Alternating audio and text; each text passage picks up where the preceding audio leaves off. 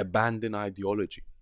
Any ideology, abandon ideology. And Islam fundamentally is an ideology. Every religion is an ideology. If you put yourself so much in a box, whether it is the box of feminism, whether it is the box of Marxism, whether it is the box of Islam, whether it is the box of Judaism, Christianity, you limit your own thinking. As you said, you limit your own creativity, because then you can't think outside the box. You Correct. just have to look at these ideas, learn from them, incorporate them, and then disregard the rest. And that's what true creativity takes place. And to your earlier point, it's true. A lot of Muslims are brain dead. Why are they brain dead? Because Islam teaches them that way. Islam says, this is it. That's what you have to do. This is halal. This is haram. You do this, you go to heaven. You do this, you go to hell. And hence why they can't think correctly. Because they're taught in such a black and white way.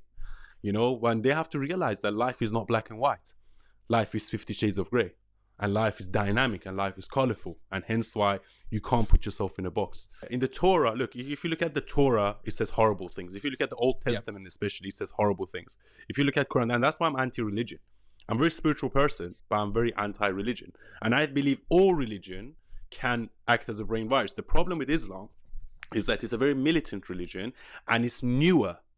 Correct. So Torah and Christianity, they had the opportunity to go through their age of Renaissance and Enlightenment and evolve, whereas Islam hadn't had that opportunity. And I think Islam is going through its own Renaissance now.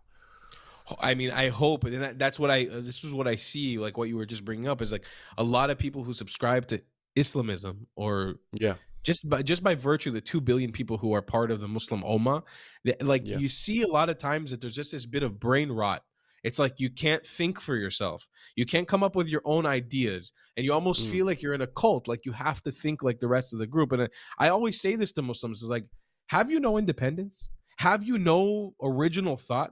Have you no ability to use your own brain to come up with your own ideas when you see something definitively wrong? I mean, when you see Muslims and Arabs killing each other in the millions year after year, the only thing you're willing to call a genocide, or the only thing you want to speak out about, is Palestine?